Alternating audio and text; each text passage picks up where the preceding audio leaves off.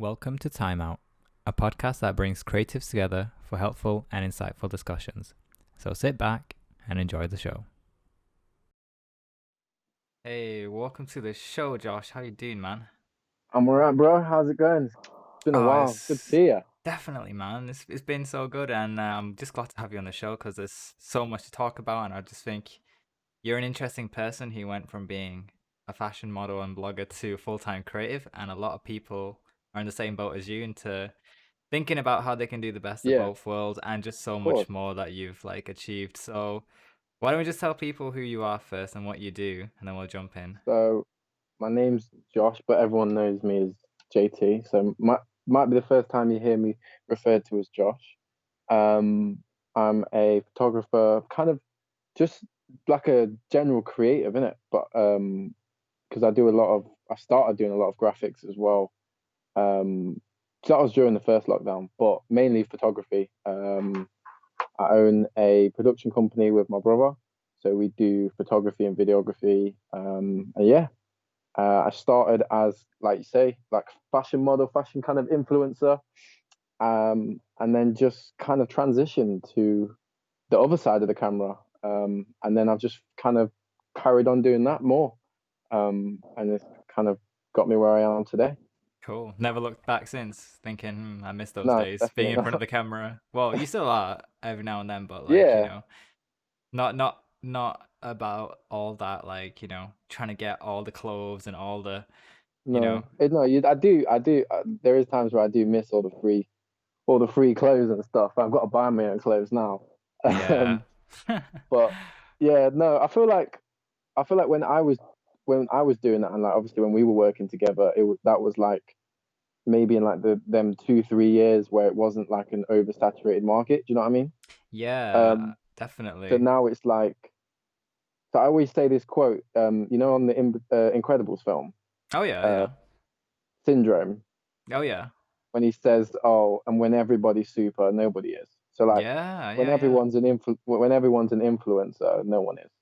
I do think in the past 2 years, the influencer gig has literally become an occupation now, whereas before it Oh, was kind of 100%. like, I don't know, it was a bit of a luxury, innit? Like, so if you hit the jackpot and you got it, it was like, damn, I'm very lucky to have Yeah, it now. But there's definitely. genuine agencies set up to make influencers now, and it's become a whole business model. It's kind of cool to think about it. But Yeah, yeah, yeah, it's a it's very saturated cool. market, and it's very It is. difficult to It's get just into. the negative now is like it's so sought after that it's very hard for people to kind of come into the industry and make their own impact and stuff.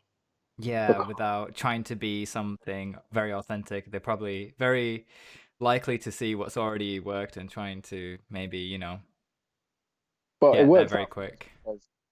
it works out well for us because there's just thousands upon thousands of clients Yeah, because look, I think I everyone think wants content. you're right. Yeah, I mean, if I was to weigh the pros and cons of like being a fashion model, I think, God, I can't speak because I've never really been in front of the camera like you have. But I think there must be an enormous like weight on your shoulders and to perform and deliver each time and Yeah, of to course. look a certain way and to you know the nature of competition alone, like who you're competing against. It must be a lot on like people's like.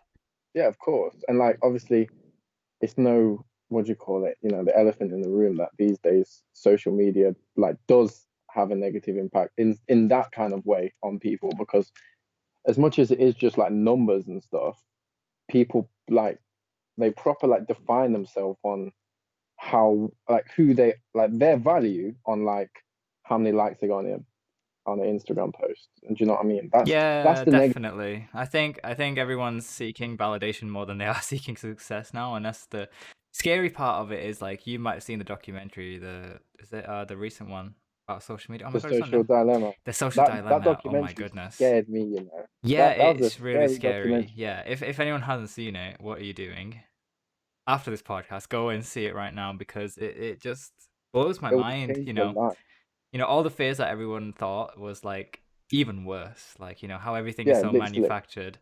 But I think to be on the safer side of things, I think just talking about transitioning into a content creator, the reason Mm, I prefer that a lot more, and I'll get your opinion on it as well, is just I enjoy being behind the camera a lot, because I think I could not handle the pressure of like having such a huge like audience of being an influencer. Like take example for example, like people who go into Love Island become like full-time stars overnight Yeah. sometimes.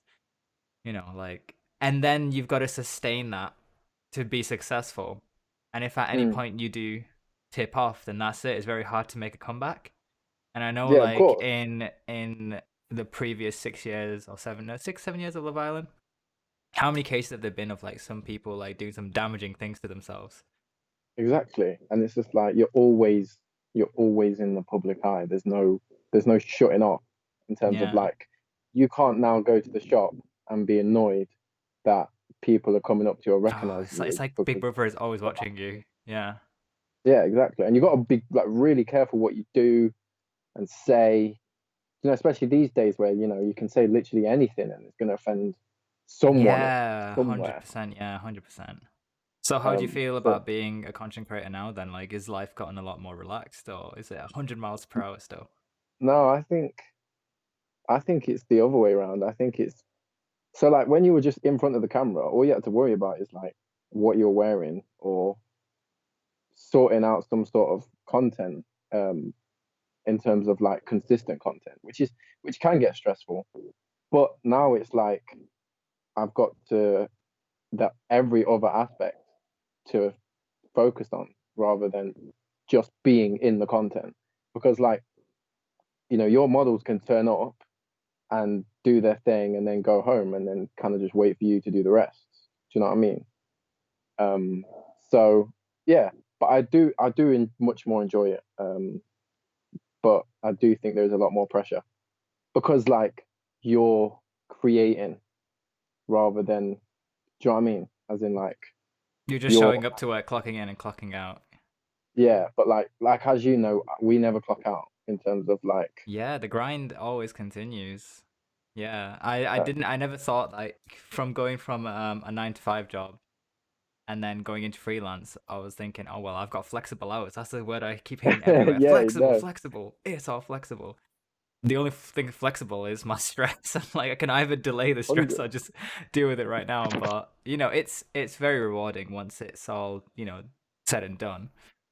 But you yeah, no, definitely. transitioning into a creative, like, what benefits are you reaping now that you didn't before? Like as a fashion model. Um, I think just like I've just been able to expand in terms of just my creative, I don't know, like skill set. I'm like I'm much more passionate about creating content rather than like being in content.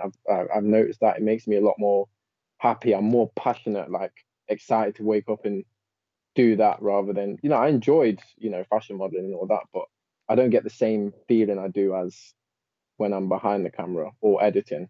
Like when I used to do all that fashion modeling, we used to work together. Oh, the good Like, old days. it, Trying out yeah, crazy stuff. good old days. That's when he was like, what was it? Was it like Beige Lad or something?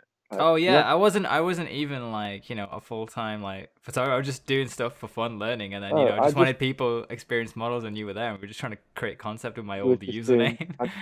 I remember I think the first post I've seen of you, no, of yours was like you edited like two of you in one post, as in Oh like yeah, it, that was really and then I messaged you and I was like da da da, and then at the time I've got a mad weird memory by the way, and then at the time you were in oh, where is it, um in Germany, Oh, it was. Yeah, yeah, yeah, yeah. yeah, somewhere, capital, wasn't it? Yeah, I was in like Berlin, In yeah. Berlin, Yeah. yeah. And then you were like, oh, when you come home, we'll do a shoot, and then it just went from there. Yeah. But I've We're gone off. we're gonna show that later actually. That just so we could do a little Yeah, throwback section. I've But got yeah. I've gone off on a tangent here. What was I talking about? Oh yeah.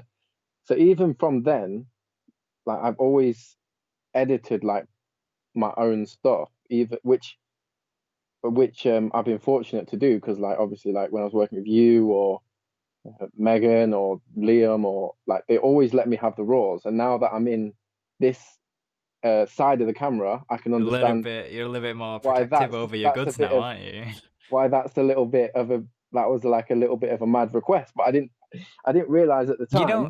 The mad request wasn't even me giving the RAWs. It was how the hell was I gonna get the RAWs to somebody without either getting a Yeah. massive disk, like a hard drive, or like I just was like, how am I gonna upload all these files? Like that was the Oh biggest no. thing. It wasn't even like, oh my I, god, they're my RAWs. Like how am I even gonna get over like yeah. sending you the files? They're so big. I think yeah, because obviously I always used to just bring my laptop and then we just did the Oh yeah, the instant old transfer. switcheroony and then like transfer. Oh Yeah, yeah. but I feel like if if like obviously the people that I was working with didn't think that I could adequately edit, then they wouldn't have. Do you know what I mean? Like I wouldn't if I was working with someone who I knew their way around Lightroom and all that kind of stuff. I wouldn't mind Hmm. giving them raws because I know that they're not gonna just create an absolute car crash, tag me on Instagram, and then Yeah, I think one uh, of the biggest like for the community of like why people are very like say hold the raws to like their dear life is just because they don't want their work reinterpreted or misrepresented by anyone else. Because when you do it as a full-time career, and you've got one aesthetic already there, and it's your selling point, and then someone else is gonna interpret in a different way. It's like, well, I've seen two different versions of you, which is the right one, and is your yeah, yeah, quality in the same definitely, standard at all times? So yeah, I understand why people are like I don't really give out raws per se, but what I do, I always send out sometimes the raws for people to then select and be like, which ones do you want editing? Do you know yeah, what I of mean? course, Either you can post the raws as a raw or you can have it with my edit. I don't really mind that too much. yeah. What has anyone ever posted just a raw? Yeah, honestly, like sometimes the image out of the camera is that good for the Yeah, client because I've got quite an aesthetic, like acquired taste over like how I edit.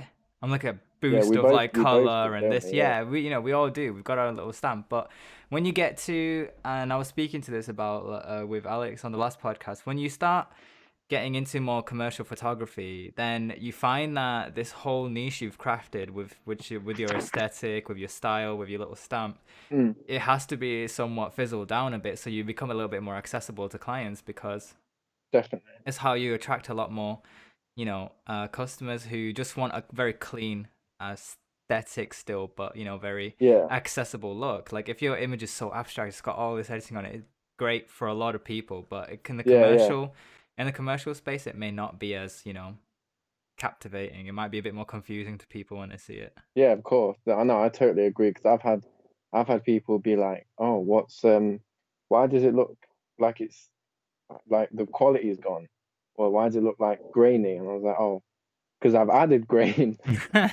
But like, Yeah. A lot of people like the vintage grain. yeah, a lot There's a of lot of people people. like Yeah. kind of like I do tend to fall into adding like a tiny bit of grain or a fair bit. But I've had to learn that lesson as well when I'm working with like not kind of not like a creative industry where they're not really going to appreciate or really like understand the kind of artistic edit. It's more like it doesn't work for them. It's not like it's not good. It's just it doesn't work for There's them. yeah, If that and it's a time and place for it, and there have been campaigns where it's like, oh, we want your aesthetic completely, and let's go abstract. And I love doing those shoots a lot, and I appreciate it because then it's like, oh, there goes my stamp out into the wild doing yeah, its yeah, thing. And then there's shoots where it's just like there's very minimal work, and I'm like, okay, cool, that's not bad because it's like less work for me, yeah, and I'm getting all my bag for it as well still. So yeah, you exactly. you know what? Like, there's not much to complain about in both ends. I've learned that working smart is a big key to like getting yourself through a lot of stress in the industry. A lot of times you start manufacturing all the work you have to do when you just simply just look at the brief and it's like, well, in the brief it doesn't really say I have to do all this. Why the hell am I going Yeah, overboard trying to do all of this, right? So exactly. Yeah, but it's I don't know. we just can't help that. I feel like it's just you almost attach yourself to your work that much and kind of like your style and stuff. And it's just like when people like when I first started, when people are like, "Oh, can you edit it like this?" And I've been like, "Do you not like? Do you know what I mean?" Like I had to detach myself, the emotion from my work to be able to. There's a lot of humility in grafting your style and then being able to detach yourself from it. That's, in my opinion, is like growth because it just shows you're still willing to learn that there's more to yours.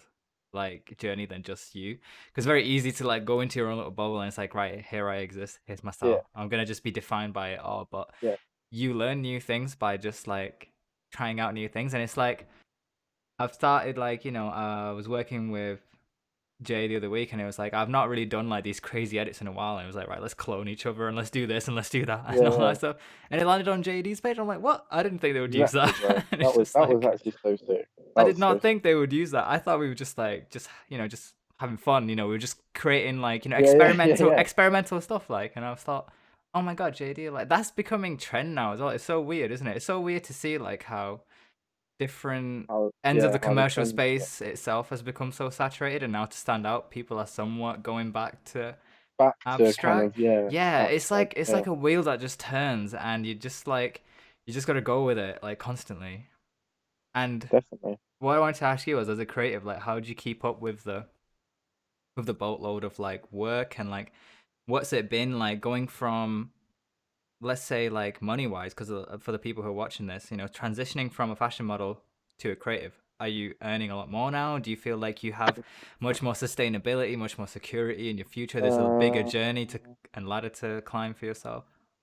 yeah, I think at the start I definitely wasn't because obviously I didn't have a portfolio, so I was still doing like bar work and all that just to You were doing sustain. a lot of events and nightlife and stuff, weren't you? Yeah, so I was doing that. Actually, yeah, so I did start like an events company with my friend Nate. Um, so then we were doing that, and then obviously kind of COVID or whatever. But yeah, I feel like in terms of like the I feel a lot more secure now because I can adapt and with like this skill set and the network that I've built up and stuff, I can go into more avenues rather than I feel like maybe like fashion modeling, you've got like a window, Yeah, if that makes you sense. definitely have a short window to remain very interesting. And after hanging out and working with some influencers myself, I've realized that the smart ones will reap their rewards whilst they're very early in the game and very interesting. And whilst they get a bit older and start having a family more commitment, they'll probably transition into a very business Mm, entrepreneurial mindset, yeah, starting a smart, like the clothing biggest brand, ones. Yeah, doing products. And I think that's a really smart move. And look at someone like Chet, and he's started Faded. I work with Callum. massive. He's got Condior himself, and loads of other Mm, people like are doing their own little thing. And I'm like, that's how you should think about it, because yeah, like the influencer gig, the internet fame gig, as a long term goal, I'm like, that's a lot of stress to remain interesting all those yeah, years. of Remaining course. But interesting like, for like a whole week is pressure. Never mind like yeah, 5 to 10 years. but like with what we do, we could just do that from behind the scenes, for Exactly. life. And that's why I really like it, because it's like the Yeah, work is never about yourself necessarily. It's always you collaborating, and I yeah. don't know about you, but I take a lot of like enjoyment knowing that this work was like a collaboration of all of us coming together. And in Hmm. this whole like age of archive that we're living, like I thought to myself, like, how do I want to be remembered? Do I want goofy pictures of me on Facebook of like me just getting smashed at like nights out, or like Instagram and all this kind of stuff? Or Yeah, do I want my existence to remain timeless because people remember me for like my images and things like that? Because your work. Yeah, after we're gone, of your course. digital footprints are still going to be there. People are going to be able to look back at all your history, and it's Oh like, yeah, what did you do in that time and space? And it's like, well, that's a you nice way of started a looking. production company, you created, worked with a lot of like music stars and all this kind of stuff that we're gonna look at, and I'm like, that's something to be proud of, like. No, no, it's a nice way. Yeah, it's a nice way of looking at it as well. Because yeah, yeah, definitely.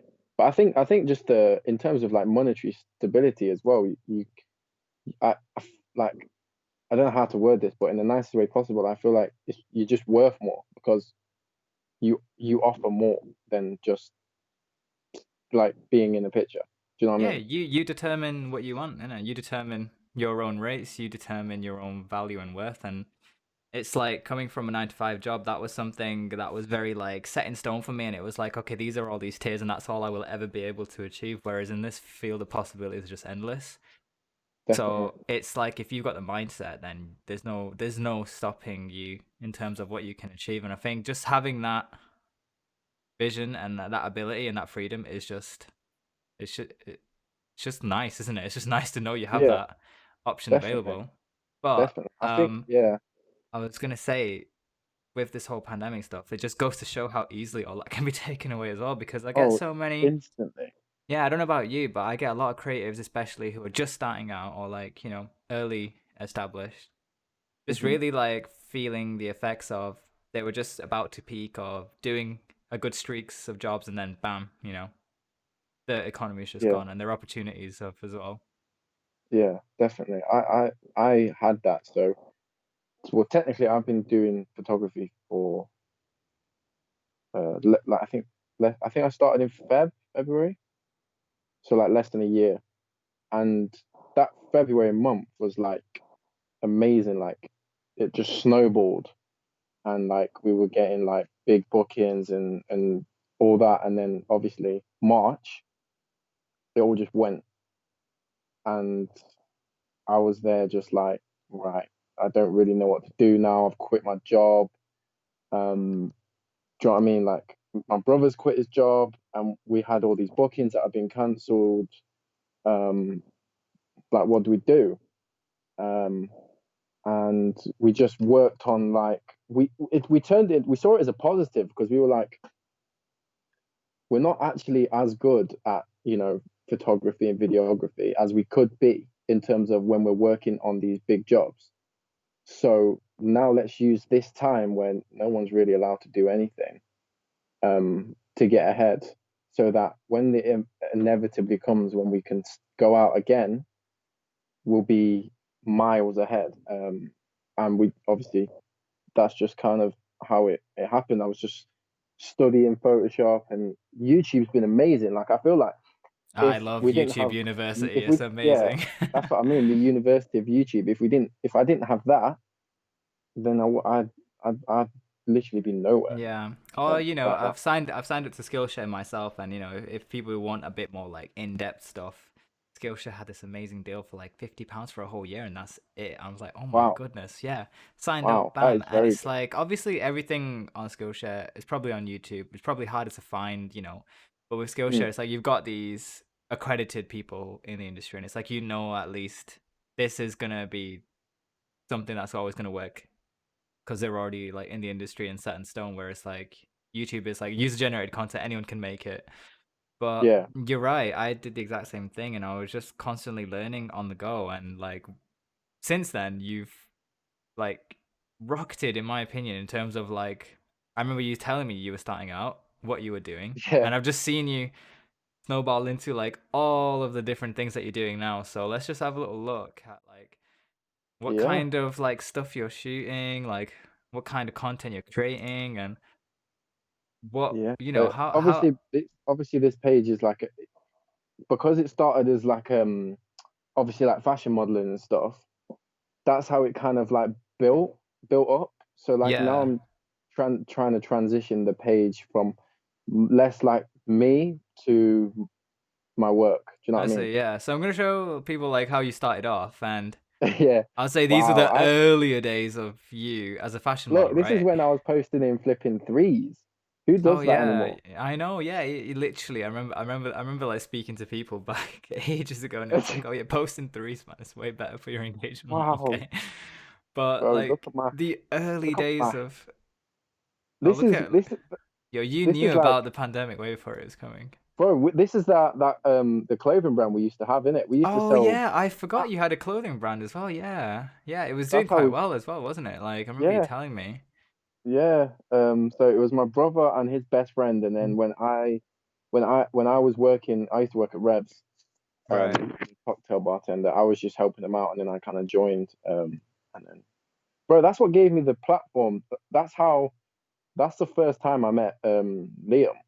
You definitely had a knack for editing, I'll tell you what. Yeah, and I remember the early days where we would all link up in like the coffee shops and we'd just create content together and then we'd just go for a nice chill and it was just like the best feeling ever. Just a bunch of creatives That just hanging out, that's having fun. literally just the start, and then now to see where everyone is, it's Yeah, it's so good to see everyone just win in our like little creative hub.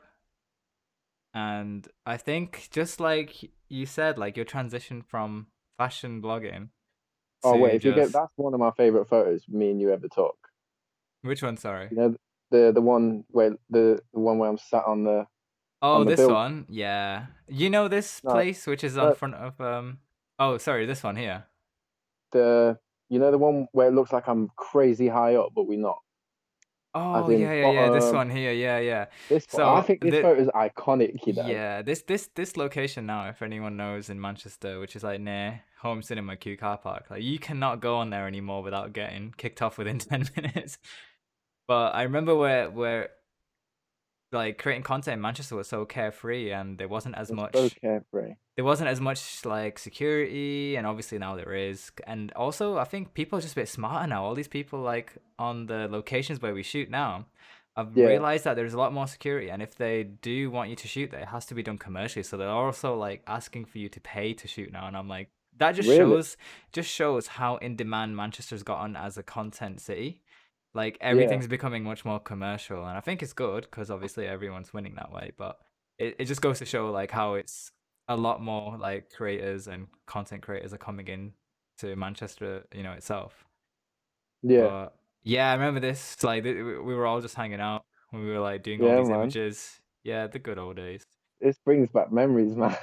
I know. Yeah, I remember this was like We, early days, me and you shooting. But that going was me. from Yeah, that was oh Lewis, you isn't it? yeah 2019. So from there, obviously you transitioned into. I think this is like your So I staple, think, like right. I am a content creator now. Like this is the yeah, phase where it this is started. it. I've got my running over my shoulder. Yeah. Big flex. Okay. So the transition is quite clear. Like you literally decided to one day be like, right, I'm giving up fashion modeling. And since then, And then, you've just started changing your brand image. And I had a really good chat with my friend Alex last week about yeah, it. And he's always in front of the camera a lot as well as a content creator. And I don't know what your opinion about this is as well, but this is something I don't do as much on my feed, but I'm trying to get yeah, out there a bit more on the story. And he says, try and always stay on brand. It's not just your services you're selling; it's you yourself. It's always good to be a yeah. likable person, to get people to see who you are, and the Hmm. confidence is also a selling point. In you. That's so Yeah. cool. No, I, I, I definitely think that's like one of the reasons it's helped me. I've always tried to stick to like on brand and stuff. In terms of just as even as a creative, just like it's always about positivity and just keeping that kind of that vibe going in terms of like look where I started and I come from a tiny village in the middle of nowhere and here I am. I didn't let my circumstances or upbringing or start or whatever define Mm-hmm. me, and you guys can do that as well because there's so many times where like I'm like work's getting to me or like I'm in my feelings or whatever and I want to Mm-hmm. post stuff on my story Right. or Right. Instagram and I just stop myself because I'm like the people that see it or look up to it or whatever like you know what I mean it's not healthy in terms of like I want to just constantly try to inspire people to Mm-hmm. you know do like I used to get a lot of flame for it because I used to have this opinion where it's like, oh, do you know what? You need to waste the time, but it's not. It's just like I'm just sick of seeing people who are just doing something because they need to for the money, and it doesn't make them happy. Um, Okay. We'll jump back to I your just work in a minute. Hang on. yeah, I just want people to kind of find something they do that just genuinely makes them happy, rather than feeling like they have to do something because of the money. Like the money for me at the start of this was like as you can probably attest to was minimal. Um, I've never really been in it for the monetary value. It's just because I enjoy what I do so much that like if the world worked in a way that's like we didn't need money, I'd do this for free.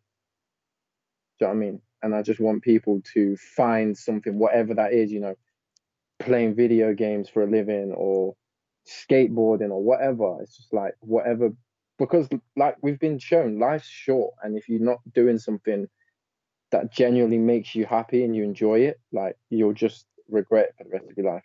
Yeah, I think it's easy to get comfortable, and I came at a crossroads myself where I realized, okay, cool, this job isn't for me. I'm ready to switch over to something new. There's a big risk involved, but I have the luxury of not having too much responsibility and too many commitments. And well, whilst you're young, you have that choice, and a lot of people don't realize that.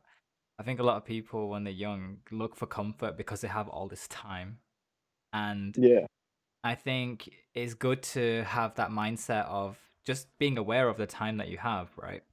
Like my biggest fear like is just time flashing by in like a second, and I'm just at the age of 28 and I'm like, "Oh my God, where did that last 10 years go?" Like I started uni like 10 years ago, like Jesus.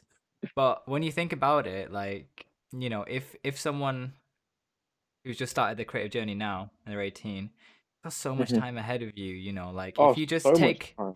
take small steps to like, learn Photoshop, learn a camera, watch a video here, go on a workshop outdoors with someone, shadow someone, network somewhere, that'll just all add up to where you are right now. Okay, we are back. There was a technical glitch. Sorry about that. The camera cut out. But anyway, we literally finished off by just saying, people getting experience and eventually coming to where you are right now. And I want to talk about your journey, like you were talking about, your BTS journey and how you gained access to the industry. Like, how did you do it? Yeah, so I knew a video director called Ash Riley that I'd worked with on. I was actually in a music video for one of his friends. That's how I met him.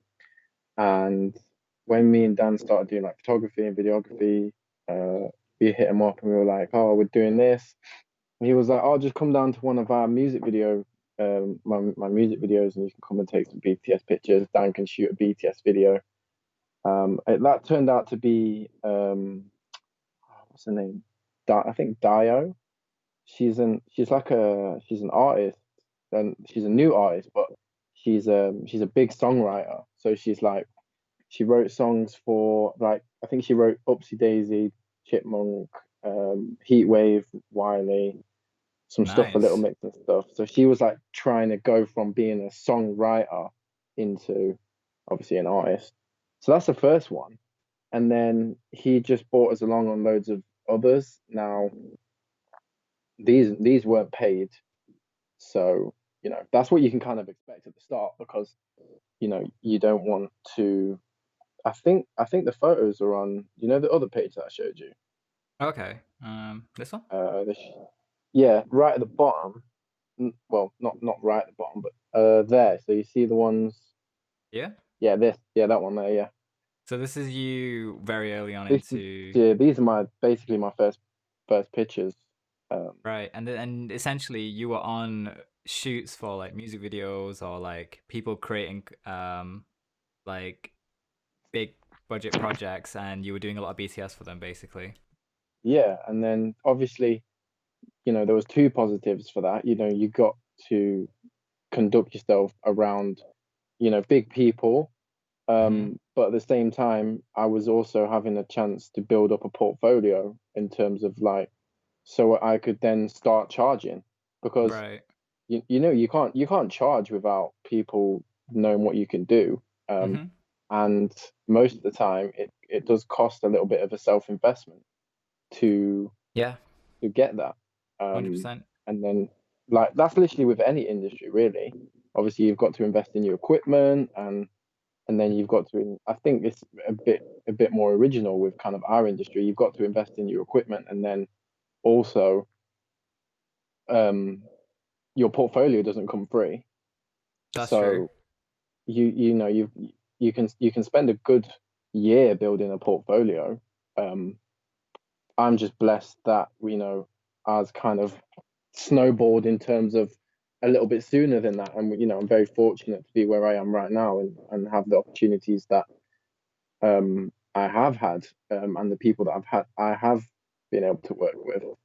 I think I think it's just persistence in terms of like showing up, just little things like showing up on time, and getting people's. I was getting people's pictures to them, sometimes the same day, or like I'd try and edit them in at the same night, or sometimes I used to do this thing where I'd edit on set.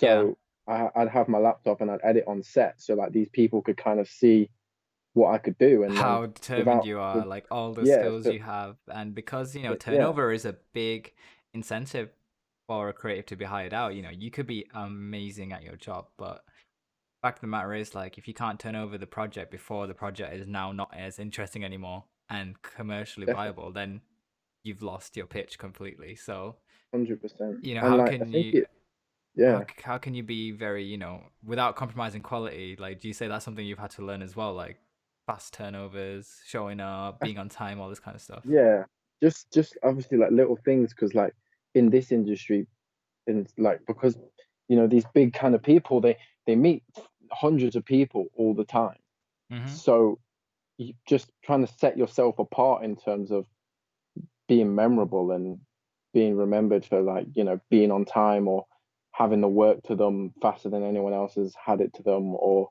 going the extra mile is kind of, I think, the reason why I've been able to get where I am. It's just little things that And people also, might, in a very yeah, short amount of time as well. Like, considering you made the switch in early February, and now, mm, almost a year on, this is like you've got, well, you can have a look now. You've got your own little production agency set up, yeah, yeah, with your yeah. brother, So and you're creating content for music artists. You're also creating content for big, what would you call it, blogging pages, or things yeah, like it's like that. Young Kings TV is Yeah, like I a follow meme them. meme Yeah, page.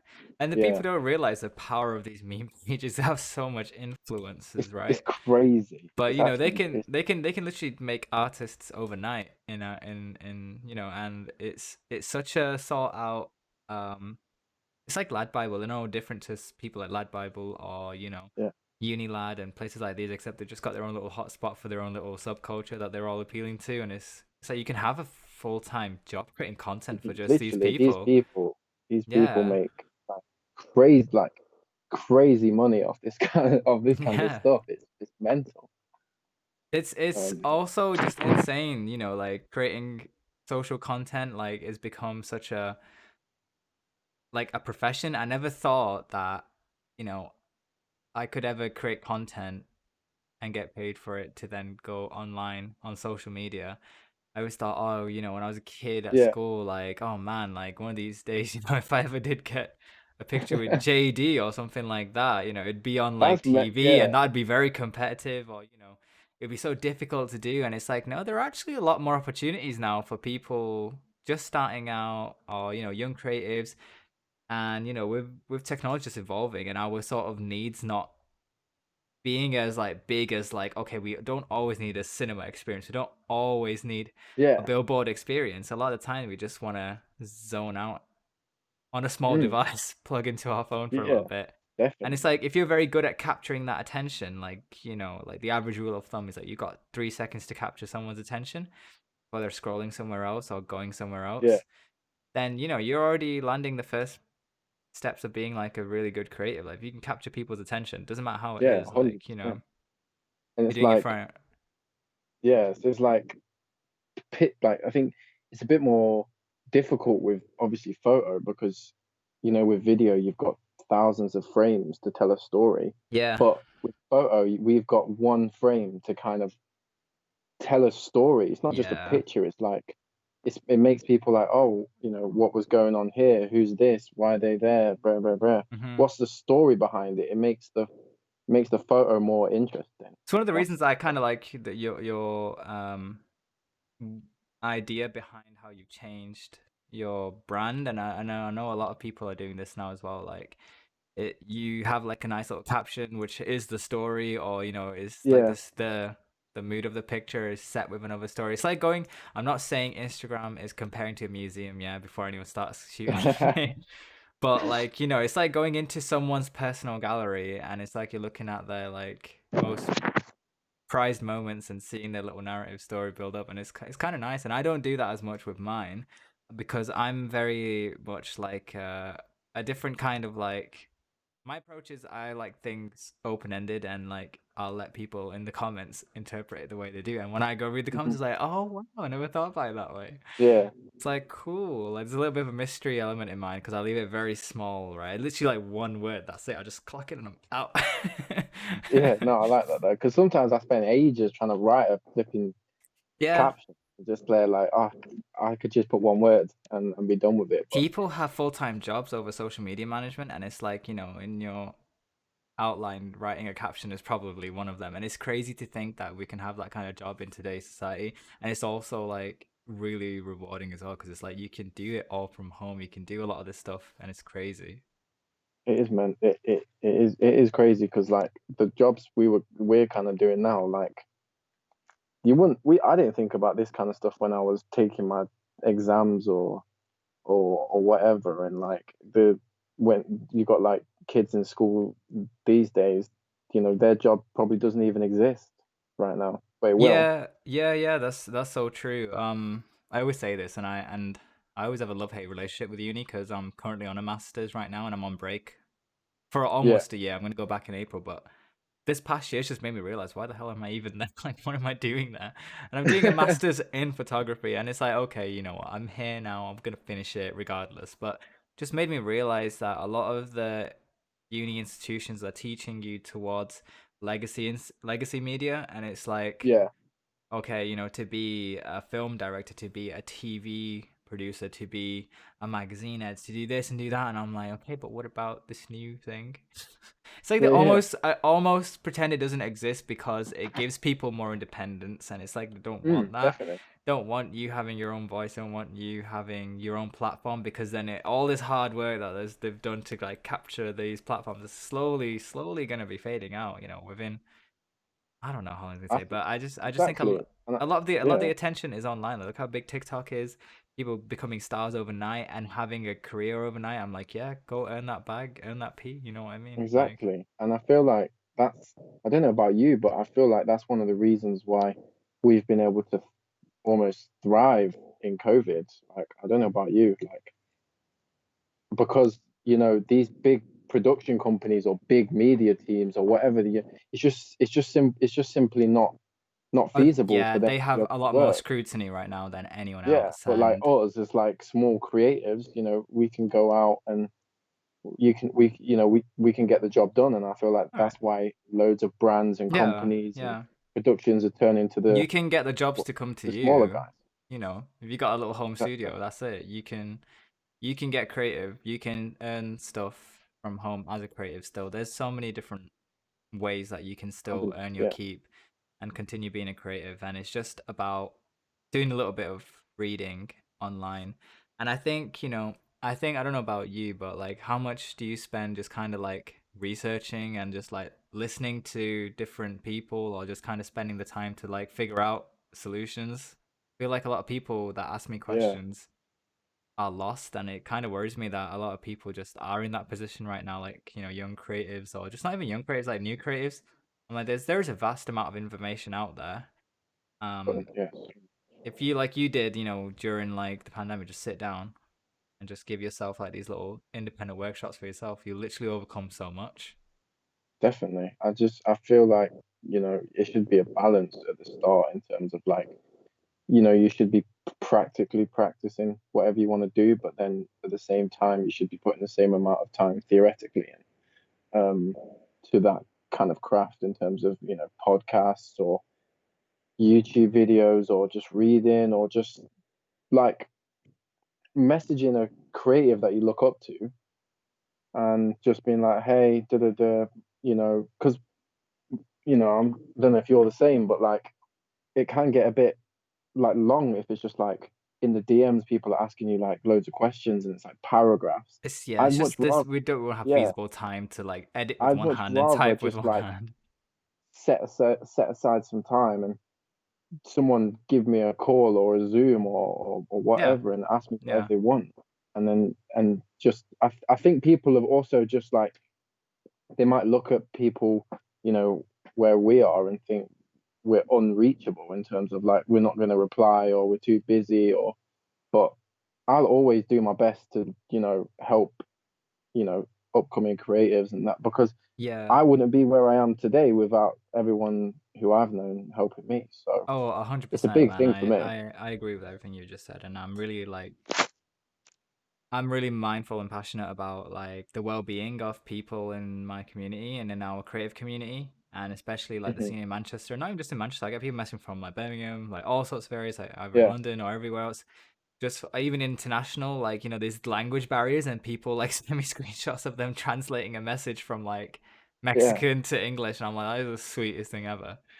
But the well-being of like creatives very early on, like it's very easy early on in your creative career to adopt destructive habits.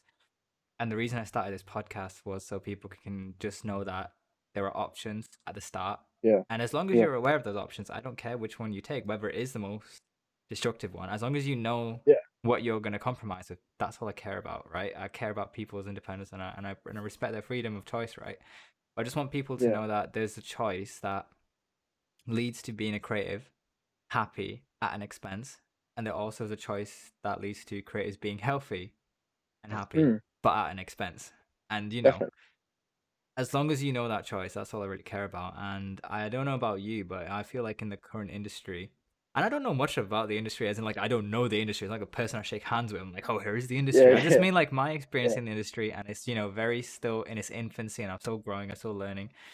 Um, I've seen a lot of like people who like the mentality of promoting destructive habits, as in like to reach an ends to a mean because it shows drive and ambition. And I'm like, that's fine. I'm not saying that, you shouldn't be competitive. You shouldn't be, you know, you shouldn't strive to succeed, and, resilience and losing a lot of your health over getting Hmm. to a means to an end should be rewarded. What I'm trying to say is that if you adopt those early on, you end up compromising a lot of your work and your quality, and over time it does degrade. And if that doesn't degrade, then your health at least will.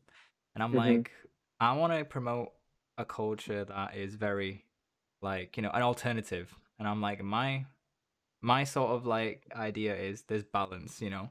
Just know what you're getting into, and as long as you know what you're getting into, then you Yeah. can you can balance out how much stress you have with the rewards you have. Do you know what I mean? Hmm. Yeah, definitely. So you're talking about like kind of, it's very, I wouldn't say in at the moment, but like just to be like, it seems like creatives kind of promote how much they're working in terms of like it's like a and I've done it myself. It's like a medal of honor. It's like 3 in the morning. Oh, look at me! I'm still here editing, or it's been 3 days and I've got no sleep, but I'm here for the Yeah, grind. I don't necessarily mean just that. I just mean as in like I think if you have to do that, and I understand this because I spoke with my friend Alex last time, and he gave a really good perspective on this, saying not Hmm. everything is what you see online. A lot of it is all smoke and mirrors. A lot of it is just people keeping up appearances and playing the game. And I understand that if you're very smart Yeah. enough to do that, but in reality very healthy, and it's all smoke and mirrors, fantastic, great for you. But understand there are people aged 14, 13, 15 looking at that thinking, let me get that. Let me get that and Yeah. let me copy it word for word. And then Yeah. later on, they're going to really develop this destructive habit. And because of that destructive habit, you start seeing some of these things that you're very concerned about, which saw on your story, which is, exposure versus payment. And Hmm. it's like, what we're doing is, without us all knowing, we're manufacturing this urgency in the industry Yeah. to compete, which I get is fine. You have to compete to get to where you want to, and I don't mind that at all. Like you have to, right? But like in like this whole like manufactured urgency, I just feel like a lot of creatives are gonna start offering free work to try and get very Yeah. Of far ahead course. of other people. It's like, all right, if you can't Of get course. paid work, you just continue keep doing free work as much as possible, and then you start seeing some of the problems that a lot of us creatives are kind of like having a domino effect of, which is right, you're going to start seeing a lot of creatives offer a lot of free work, and then your paid work is not going to be as easy to find. I mean, there's a Hmm. lot of arguments people could argue with me and saying, well, you just need to find alternative work. There's a lot of work out there for everyone, Yeah, and I completely agree with that.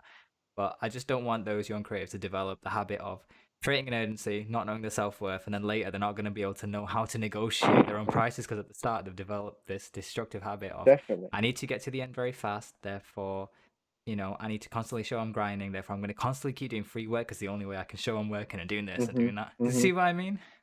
I know 100%. I 100% get it.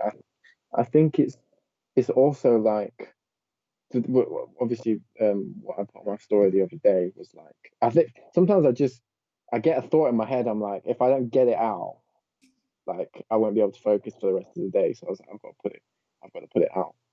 It's like working for exposure is okay if you know that there's something that you're going to gain after. Because realistically, me and you both know exposure doesn't really do that much in this day and age.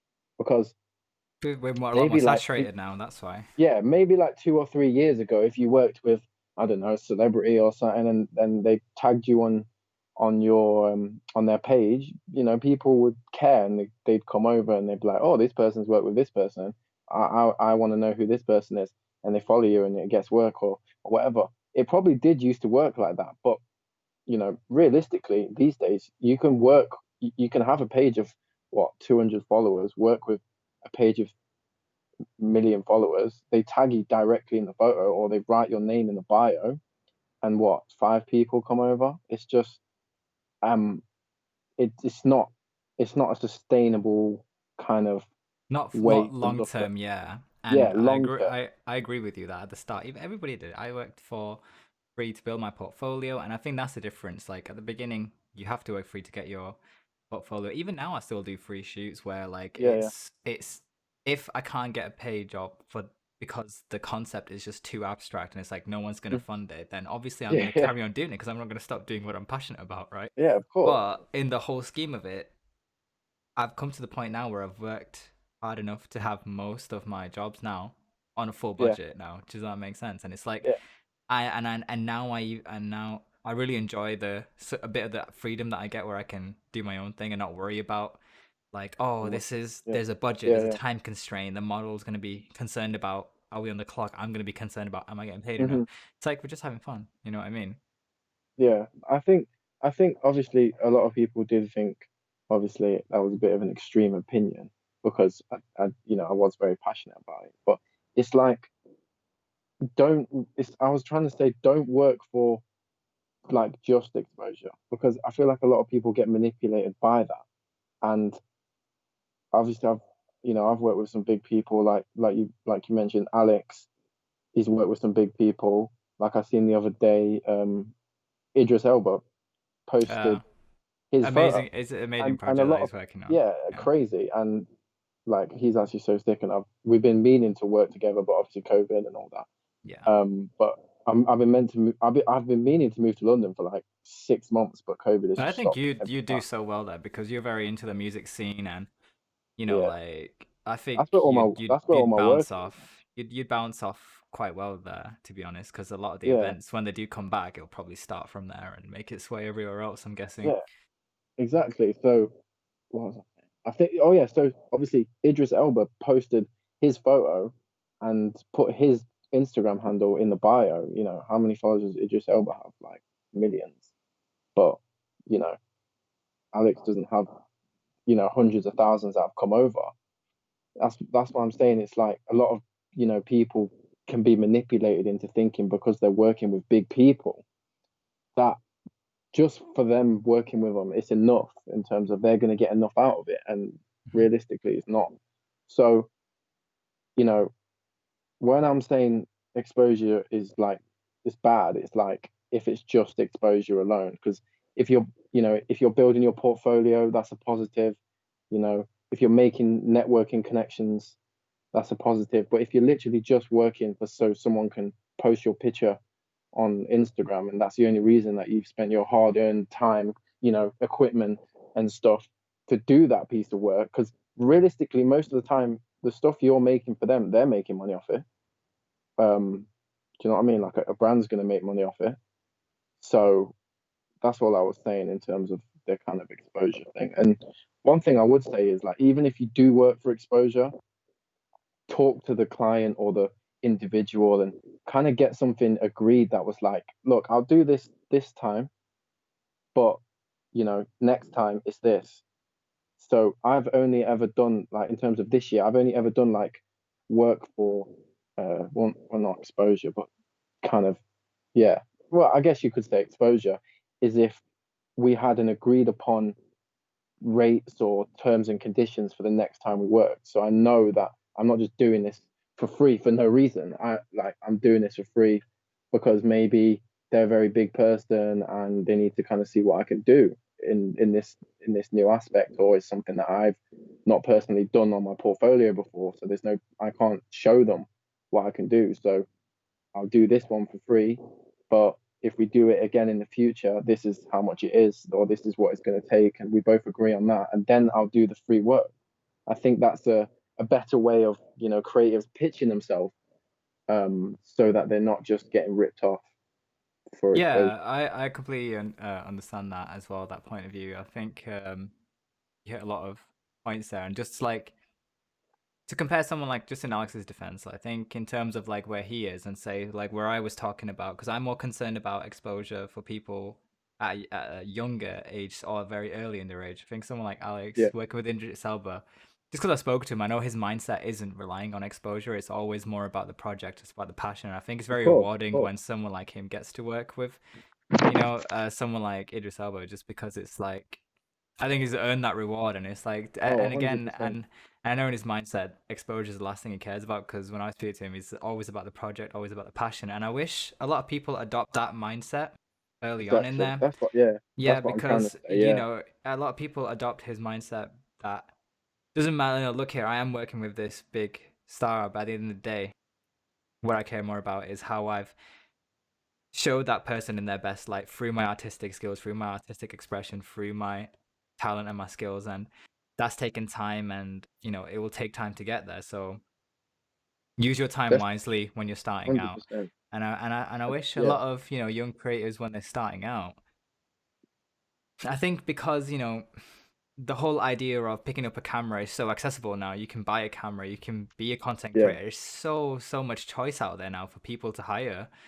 And I think it's like you said, I wish a lot of people would actually value themselves a lot more. And that's something I didn't know early on, but with a little bit of speaking to creatives, and just like you said, you were speaking to people on set, experienced people. It's like you figure out your worth really quick. And yeah, I don't know what the solution is, but like you said, it's just about speaking more, isn't it? It's just about reaching yeah. out It's about reaching yeah, out more, showing up more, being a bit more, showing a good impression, showing that first impression more. proactive. Yeah, And but it's it's it's tough because it's always going to be chicken and the egg in terms of like s- they're always going to have to in some sort of way do free work at the coexist. Yeah. start.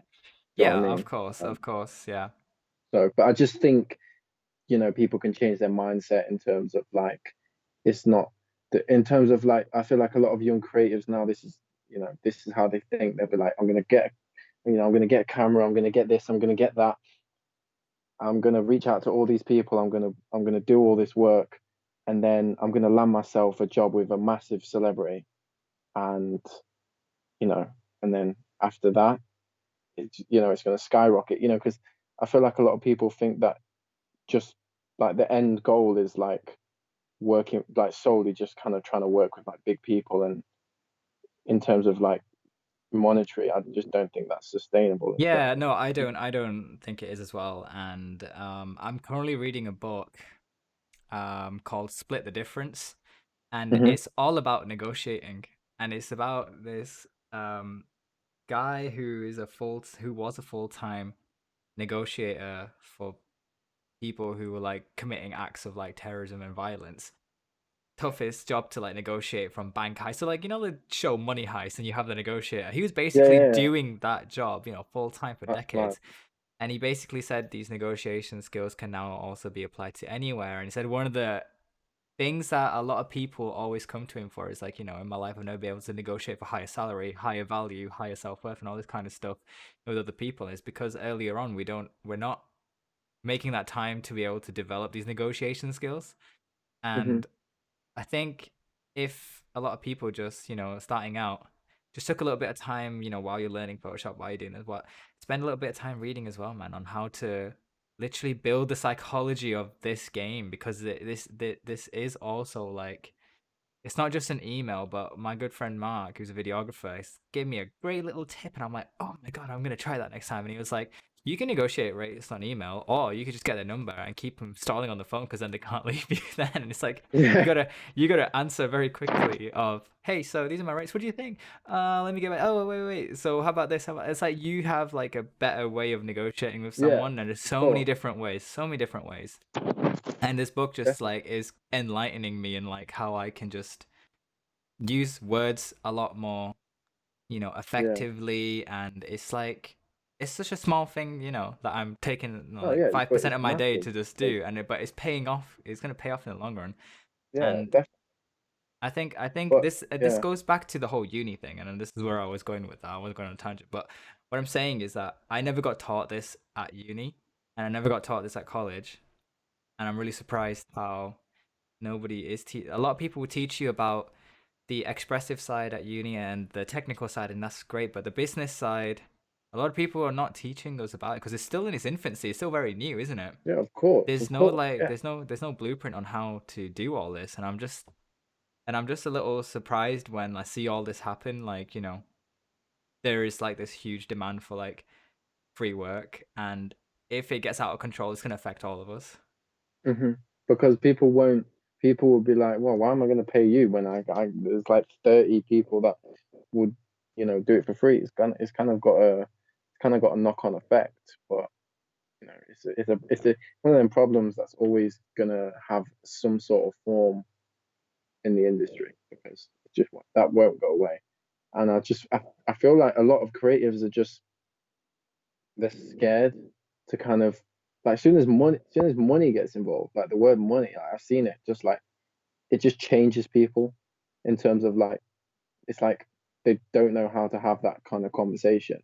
There's a So certain confidence required to have, yeah, uh, you know, um, negotiating money, and it's not even an age thing. It's just about yeah, it's not experience. It's just experience. It doesn't matter if you're yeah, 30 and it's starting out. It like doesn't matter if you're 18 starting out. It's about experience, and it's like, you know, if you have the experience to vocally and psychologically be able to negotiate your worth how mhm, you want it, then you'll get all those pay rises every single yeah, time. exactly. But And it starts with knowing your worth because if you don't know how much you're worth, how is someone else gonna know how much you're worth? that is so true. That's It's some like deep it's the liners thrown up. beach, it's the beach, yeah. Deep liners thrown here. So But it's like my brother always tells me, great com, no, great businesses are formed on difficult conversations. yeah, So, and like 100%. in terms, it's crazy. Like scientifically, they proved that when money is exchanged between two people, there's actually like biochemicals in your brain that are released that change the way you see that person. I So, think, yeah. I mean, it's like going on social media. People get that dopamine hit. Some people like just mm, have the urge to constantly, you know, get attached to it. And the more I'm trying to grow in this industry, the more I've realized that it's more about the time I'm concerned about. Like, yeah, how can I use that time to create something a lot more effective? And the money obviously is there, but for me personally, I only care about enough money to be able to sustain my job, not having to worry about bills and yeah, expenses, have the yeah, freedom to not worry about all that, and just continue what I'm doing, and obviously grow and grow and grow, right? But what yeah, I don't care about is excess amounts of wealth. I don't care about having a crazy car. I don't care about living on the highest like apartment mm, in the cityscape. I don't care about all those things. And I think that's just me, personally, because I came from a third world developing country. I wasn't born here, and I came from, mhm, very like, I can't, like a lot of like immigrant stories. I came from, poverty, and it's like I never got a chance to even experience all those materialistic things. So why would I now be like attached to those things in the first place? mm. For That's me, it. just Yeah, having yeah, this job is such a luxury, and I'm happy with that, and I'm kind of happy where I'm going as well, because I know there's so much growth and potential, and I'm constantly yeah. trying to educate myself on how I can get there. faster every single day without compromising my health. Because I've been at that point where I've compromised my health and it was damaging. Like I literally was Hmm. ill as hell. Like I was so ill, and I don't ever want to get there again. So that was like a wake Yeah. call for me. I don't know about you. No, yeah, definitely. I think I was definitely struggling with all that kind of stuff. Like, just be like, it sounds stupid, but just being able to be like reached at all times used to proper bother me. So, like, it got to the point where obviously most of my the bigger people I was working with, they'd always it would always be through WhatsApp, for example.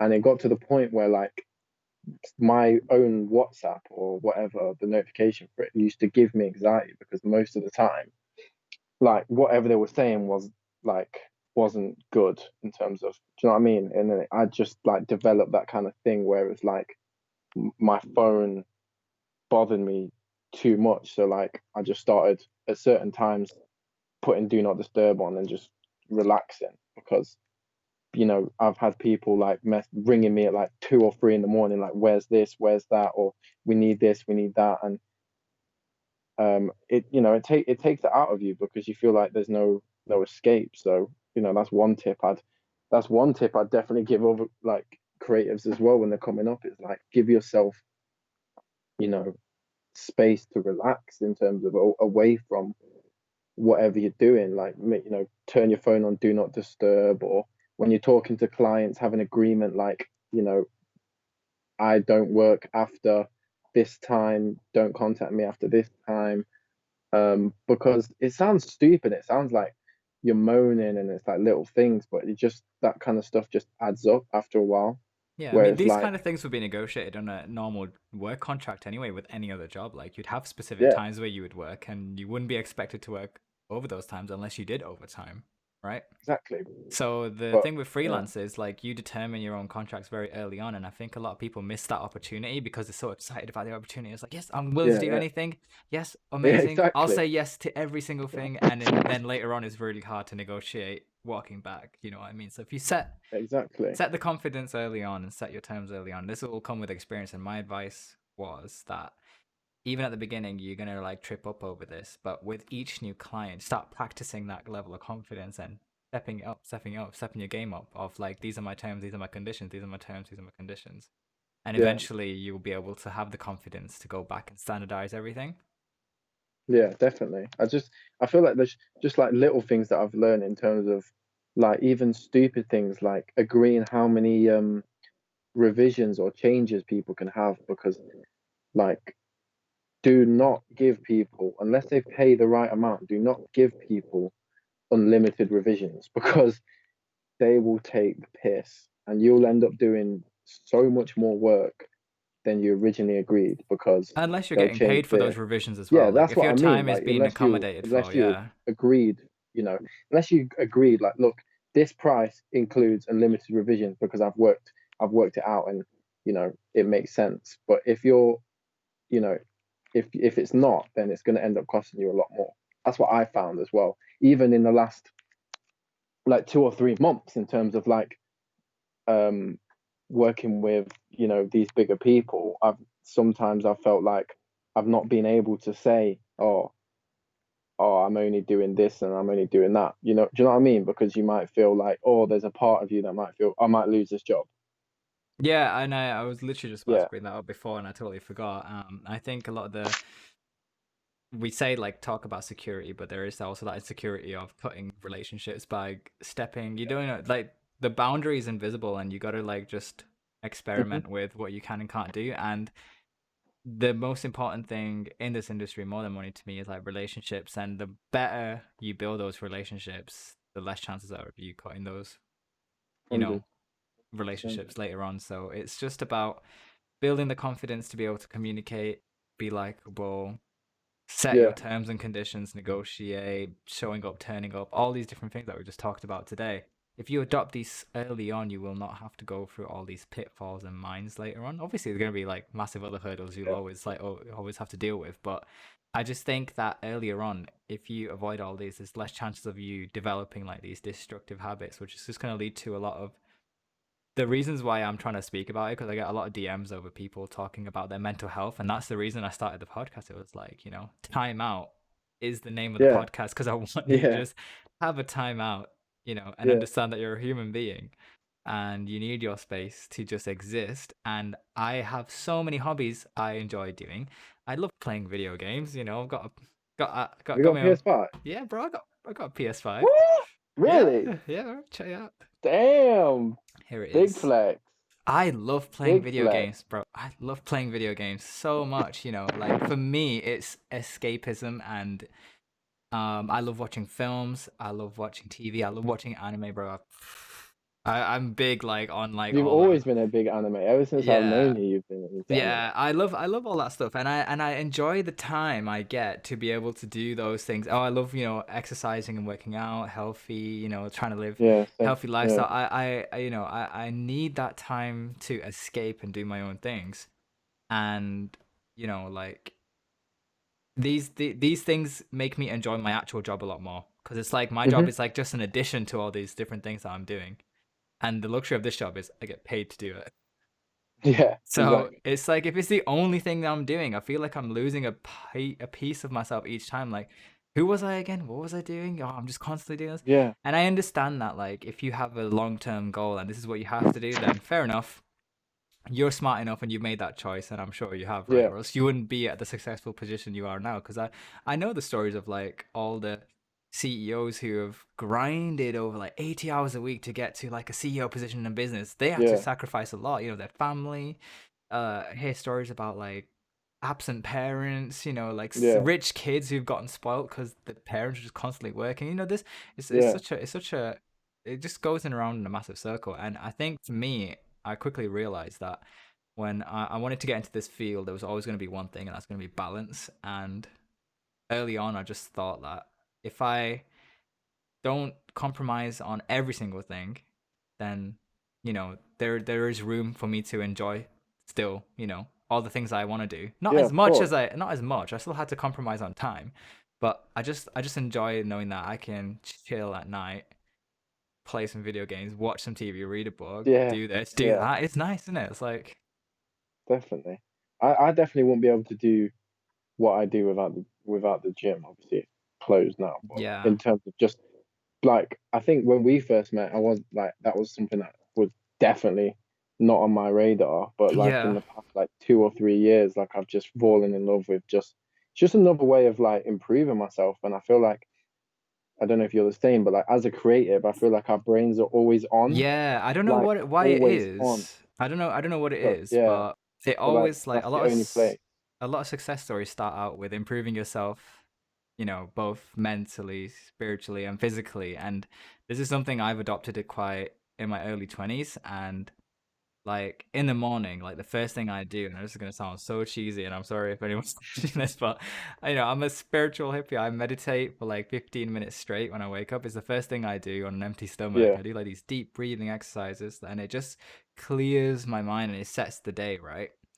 And Wow. for anyone who wants an amazing book to read on how to do like some deep breathing exercises, research Wim Hof.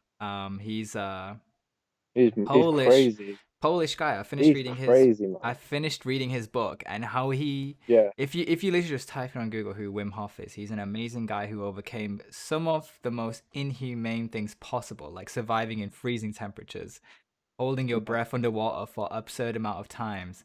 And he did it. Oh, and even defeating bacteria and viruses just through an autoimmune response that he did at will. And these things would require Wow. medication and all these pills and operations at even some point. But he did it all by himself, right? And he did it Yeah. all through like deep breathing. And I've been on his program for 2 months now. No joke. Before I could only hold my breath for 30 seconds. Now I can hold it for 3 minutes. Wow. And the purpose of this like exercise, this meditation and breathing exercise, is that once you clear all the um oxygen out of your body, and it's completely in a state of like there's nothing in there, your body becomes alkaline. And when it does, it Mm. triggers like an autoimmune response. So you can Wow. naturally defeat like common cold symptoms, viruses, and all this kind of different things. And I just feel so much better, man. I feel so much more alive. Like it's insane. I'm getting better sleep. I'm more productive, That's and crazy. I know. And I didn't think I was gonna drop it on this podcast. I was like, oh, I didn't want to go down that road. A lot of people would just laugh at me, but adopt some form of practice, whether it's reading, whether it's spirituality, whether it's exercise or just escapism, playing some games, doing whatever. Find different hobbies than just photography as well. Like add dimension to yourself. So when you meet people in the industry, it's not just all about work, work, work, work. In fact, Mm, like I said, in the last podcast where I was speaking to Alex, he did an amazing thing, which was just basically a lot of the time, like when you're in the industry, is actually quite important to speak about off topics and relate to people on quite a personal level. Oh, you watch this? Oh, you play yeah, that? Oh, you've done this? It's how you build a good relationship with people, like just being, yeah, so so true. having dimensions So to true. yourself. That's so true. What do you?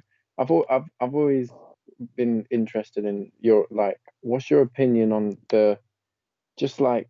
How do you think the industry is in terms of like competitiveness? Like, do you think as a whole there's an underlying we all want everyone to win, or do you think there's a lot of that kind of I'm gonna protect what I'm doing because I'm almost scared of Yeah. someone else taking it. Do you Yeah, know what I yeah, mean? yeah. That's such a great question, and like, thanks for asking that one because I was like, I always want to talk about that, and I think my friend Sophia, she has an amazing point of view on this, and when I Hmm. always collaborate with her, and this is always like every single time I collaborate with her or like Megan Healy or Andrew or anyone like Mark or all the other like little close like circuit friends that I have in this industry, and it would be no different to you as well. Like my first response isn't okay, how can I outdo that person now when I'm doing my stuff or this. Hmm. It's always just about learning. It's always about collaboration. It's like how can I bring out the best of them?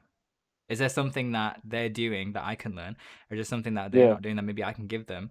I always try and speak to Hmm. someone as if they know something that I don't, and it's like the industry as a whole. I don't, like I said, I don't know the industry as a whole. I'm still in my Yeah. infancy. It's like hello industry, but I think the competitive nature is just a product of capitalism. Like that's what it is. We're all products of capitalism. This is a free market. Freelance is dictated a lot by like this capitalistic idea that whoever is the best will succeed, and those are the who are the most competent will get hired because time and budget, there's so much at stake, Yeah. and it's like obviously you want to get the right person hired, right? So I don't Of have course. anything wrong with competition. I don't think competition's a bad thing. I think it's good because it drives Of me course. absolutely. But I also read another amazing concept by the guy who owns Whole Foods in America, and he was on the Joe Rogan podcast, and he talked about Hmm. capitalism from an interesting point of view, and he said, "Let's all start thinking about conscious capitalism," and that would be just like a CEO got a bonus that year. Maybe instead of taking it, he gave it to all of his workers that year, you know, Hmm. so they can start getting Yeah. more incentives to work faster. And if we like get that mentality adopted in us, it's like, okay, cool. I'm I like the drive of competing. I would love to now Yeah. collaborate on a project with you next time. That's my Hmm. mentality. It's 100%. never it's never how can I outdo someone? How can I outshine someone? My doors are always open for collaboration, but when somebody does come in with that nature, I can see it in a mile off. Yeah. I Yeah. can just sense it, and I can see it in the tone of the message. I can see it in the tone of the voice.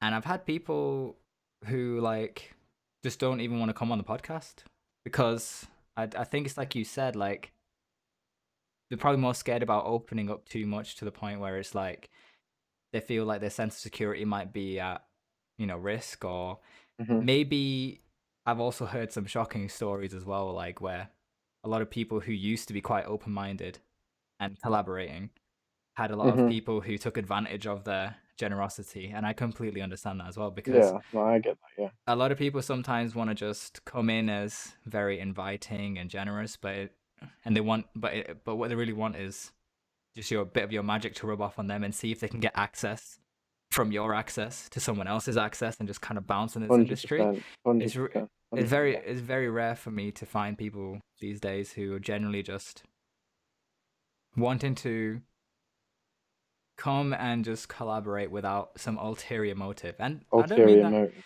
Yeah, and to be honest, there is a lot of people who want to do that, and I'm grateful for them. But I'm saying that if I was to count on like how many times I can see from a mind Yeah, off that there is an ulterior motive that is either access, there's either some form of like maybe I can, somehow get a bit too dependent on him. And this is the thing, like yeah, why I keep my circle small. It's like I don't want to open up my timetable for someone to, fair enough, like, come to me and start learning, but then they become too yeah, dependent on me. I want you to grow as your own person. Come and shadow me for yeah, like 1 or 2 shoots, great, but then go to someone else, then go to someone else. Continue yeah, to bounce off people in the industry and learn different things. If you get too dependent on one person, then I just feel like you're just doing the exact same thing as closing your opportunities to just that one person. And if yeah. that line was to one day get cut off, then so would yours. It's like, what's the point of that? Mm. No, it's a very, yeah, it's a very What's your interesting point of view? way. I feel like obviously I've only been here for like, well, in the industry that we keep talking about. We're For not. like, I don't know where the industry is, bro. I'm just chatting. yeah, I'm just joking. saying the industry is like saying the tax man is one man. Yeah, It's like our it's experience, our experience in this industry. Let's call it that. yeah, Our experience in this yeah. industry. It's obviously I've been only in the kind of photography kind of as a photographer freelance for since February, and I've not really noticed any kind of like in terms of like negative in terms of like competition or like in terms of like it doesn't really bother me when like I love seeing other creatives do well, man. Like I'm in this Same. mindset where it's like the cake that is available for us is massive. Like there's Yeah. room for everyone Yeah. to eat, and it doesn't mean that you've got to 100%. just trample on every single person to get there. It's not like it's like Yeah. a race and only one person gets to the top. There's so much room I've for offloaded a lot everyone of the to be jobs that I couldn't do to other people, like paid work, and I was totally fine with exactly. it. Yeah, And in my head, I thought, oh, you know what? Sometimes, like thoughts sometimes run by saying, oh, okay, maybe now they're gonna stick with that person. But to me, like, I can evaporate that thought in like seconds and be like, but I'm more grateful that now that person has an opportunity yeah, because I know how hard they worked for it. And it's like we've all experienced that in some way. definitely. Like for me, like one of literally it's crazy because it's one of the reasons why I'm here is because of do you know you must know you know Scott Scott uh Clark. Clark is it it's Yeah, yeah, Clark, Scott Clarkson. Yeah, he's an absolute yeah, of G. course, Such a yeah. lovely guy. So Let me tell like you about Scott, man. So good. Such a he's nice guy. bro, he's amazing and his work's sick and I he's love just such Scott to bits. a genuine nice guy. And in terms of like on this subject, so this story is kind of the bread and butter to like how I kind of took where I was to where I am now in terms of the next level is so it was like I think it was like halfway through when maybe like August last year. He messaged me, and bear in mind, me and Scott have never met, right? We've never worked together. We've just like mutual appreciation. You know how it is through Hmm. like I have a through lot of social media. creatives Yeah, in my group that aren't locally close to me, but I cannot wait to go and meet them in their little locations and cry. And then yeah. it's the exact same, yeah. So so obviously we never met, but obviously spoke a fair bit, and he messaged me saying, "Oh, there's a job that's available, but I can't do it. Can I give you the guy's number?" And I was like, "Oh, Oh, that yeah, is sure." so Like, sweet of him. Bless him.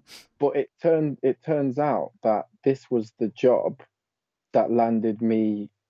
Um, I don't know if you showed it earlier, but you know, like all the wicked and bad stuff in terms of the it sounds crazy, but the dwarf boxing, you know, Little Man and should be somewhere. Yeah. Yeah. So that so he couldn't do the job and then he passed it on and then through that networking that's when I met Bouncer, played Dirty, and then we basically we got bought in to do the French fighters video, right? Right. Man. So we were just on the French team. And I didn't the pay was, you know, it was very minimal. Me and my brother were thinking, oh, you know, is it really that worth it? We're quite busy. And there was just, I don't know, it sounds weird, but there was just something inside of me that was like, we need to go and do this job. So we turned up. I think this was the press conference, and um, you had to film a little bit of Salim, the French fighter, and his kind of like a little montage or video of like him arriving in the UK and training and stuff like that. That was going to be put out on the when they did the press conference. So we didn't really think anything of it. Obviously, I knew he was fighting Little Man, and I knew Little Man was quite big. I didn't realize how big he was. Um, but so obviously, then we turned up, did that, made some like connections or whatever. But then we got invited to go to the actual fight, which was in September. Yeah. And then my brother and me, or he made a video, and I obviously did the photos. And turns out I was the only photographer there at the fight, which is crazy. They didn't book one, so I just happened to be there in terms of like I got to take pictures of, you know, Quang Faith and A9. They were performing, and they didn't have any photographer there. But my brother made a video for Salim and for Salim's team, but they had their own production company kind of doing the big stuff. But then we met with the owner, a guy called Albi. So it was him and Bounce who own Wicked and Bad as a company. And he kind of just saw something in me and Dan in terms of like that he liked and just wanted to help. And then he seen the video we made, and he was like, "Your video makes our production company's video look shit, and we paid all this money for it." So after that, we had some conversations, and then we got given the full contract for Wicked and Bad. Oh, amazing. Now I'm working with obviously Bouncer, and that's how I got with the Young Kings freestyles Incredible. And you're just gonna work your way up and, in and that that whole was chain of network. and that was because Scott passed me a job. Shout out to Scott. Do What you a know what I guy. mean? Like do you know this that's what I mean. Like all This that is just this is all because because of networking, and I've yeah. probably got to give a I'm gonna give a special shout out to two people as well. Liam got me plugged with um Public Desire when he was Hmm. shooting for them in America. Um he passed me on details for the UK shoot, and I did some amazing Yeah. jobs with them, and they paid really well, and I really enjoyed their company. They were like just giving me pizzas on break time, chilling, just the kind of people who like overpay you and they just be like, "Hey, relax, just like come, just Yeah. chill." And I'm like, "Am I doing enough? Like, what's going on?" And because of like just knowing him in the industry, doing a job with him in London, and then passing on those details to me when you can do it, it made a really good relationship with the girls at that team, and I still have a good relationship with them. And if there ever is Yeah. like any opportunities where there's time on the schedule like locally, like they always like hit me up for like, are you available? And that's always so nice. And that was always, and like you said, that's just because of like one person like Liam who got me into that, and also Mark, who's an amazing videographer who's just plugging me with jobs himself, who as a videographer a lot of times he also needs a videographer because these brands are like rebranding themselves, or sometimes they Yeah. don't want to go to like two different people. Like if they know someone they can trust and that person they can trust can get someone they can trust, it works Yeah. out a lot easier. And I'm currently working on some projects with him right now, and it's like all because of networking and just getting to know people in the industry, building those good relationships. And it's just like that, isn't it? Like that small little thing that can just start your little journey. And that's why I Yeah. always say to It's people, like, more than crazy. money, more than just chasing money, you should always be interested in building relationships and sustaining those relationships, and just being Definitely. as as likable and nice as you can be, but also like be honest and stuff. Like I don't have to agree with everyone in this industry, but Of that course. doesn't mean they're not worth my time. I'll still hang out with you. I'll still laugh with you. You're still my friend. You're still worth my time. But at the end of the day, it's to me the relationships are more important. 100. Your network is your net worth. That is an So amazing point, and we've gone on this podcast for about an hour and a half now. So wow. I officially the didn't even longest, realize officially the longest podcast, and maybe like a super deep one for sure. But property. I hope a lot of people who are watching took some valuable information out of this. Is there anything you would like to say and end on? No, no. I feel like after all this time, I probably got everything I wanted to say out. I yeah, I just appreciate you having me on. It's been a long time coming. Hopefully we can obviously get to work together soon. That Um, would be amazing. that would be the pinnacle. Um, Just do I don't like really a care. first Yeah, like comparison of our first, where we first like um work together compared to what we can do now. That yeah, would be like so hilarious. Just to see the definitely, growth, just for the sake of seeing the 100, growth. But definitely. I yeah, feel we were gonna obviously work together, but obviously COVID and like yeah. just I stuff. think this year will be a lot better, hopefully, summertime, and then I would like for the whole community to come together again, and like, we can all have like these huge, hopefully, meetups and like workshop days where I remember that was the beauty of like when Liam started like What's Your Tone, and a lot of the creatives there were not just there for the sake of just, linking up, but we were also learning off each other, and that was the good way of Yeah, building of course. relationships. And it's like I said, I met someone like Mark through that, and now Wow. I'm working on a lot of projects with him, and it's like like it's a shame we can't do as much of that right now, Yeah, but you can still network online, man, like we're doing now. of course, exactly. It's just to be fair, I've had two thoughts I feel like would help people. So two quotes that have kind of changed like my whole mindset in terms of this year. And the first one is the loudest boos come from the cheapest seats. So Damn. it's to do because in our industry we basically put ourselves out there, we put our work out there and we just leave it open for everyone to have an opinion, everyone to comment, everyone to judge.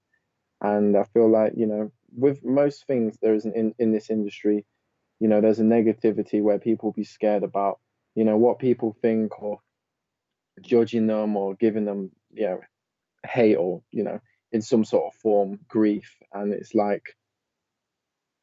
it's like most of the time the people that are showing you the most hate and all that negativity are the ones who are furthest away from you in terms of like in the furthest seat, you know they're the ones who are booing the most because they can't get to where you are. And that should, like, I see, like, I don't know, any negativity or hate now is like a positive, because if, do you know what I mean, dogs don't bark at parked cars. You must have to be doing Yeah, and you must for be other doing it people right to to grab react. that attention. Yeah.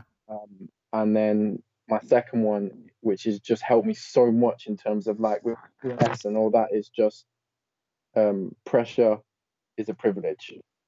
So if you have pressure, then you've earned it. So you're there for a reason. You provide value. If if there's pressure on you, it means you're valuable. So take it as a positive and help you to, you know, get through it. Oh my god, that was an insane quote. I really like that. Both Bro, it's of my them. favorite quote. And I think we're gonna end on that because what an amazing podcast it's been. Thanks for telling me about all your journey that I haven't really like I've kept loved up with it. I've loved everything, but I knew that we were gonna talk and I wanted to save it for like this podcast. And I hope people who are watching take some bits from, whatever we've said. And you don't have to do it by any means. It's just knowledge and information from my experience. I'm not an accredited expert in the industry. Neither of us are, and I don't think there's like any sense of like we're telling you what to do, but it's just by having this conversation, it just shows that you always have options, and that's all I ever care about. Just know that you have options, know that you can speak to people, know definitely. that there's always an alternative way of overcoming your stress. And you know for me, like, health is more important than wealth, and that's where I'm gonna end my quote on. So yeah, thanks for tuning in, everyone, and check out JT's info in the description, and we'll definitely get you back on after the pandemic and see what you're up to then. Way bigger Yeah, eyes, way bigger projects, and yeah. just see Hopefully, what yeah. the see if everything's come to I'll fruition, and have we a can better just webcam as well. get some better lighting as well, bro. What the hell is going on? This is the best lighting you can Mood lighting. get. Okay, I like it. Sweet. Thank you so much, guys, and we'll see you on the next one. Bye. Take care. Thanks for checking out this episode of Time Out. Don't forget to support each guest by checking out their work in the description. And you can also support the show with a like, subscribe, and hitting that notification bell. Till then, stay safe, and we'll see you on the next one.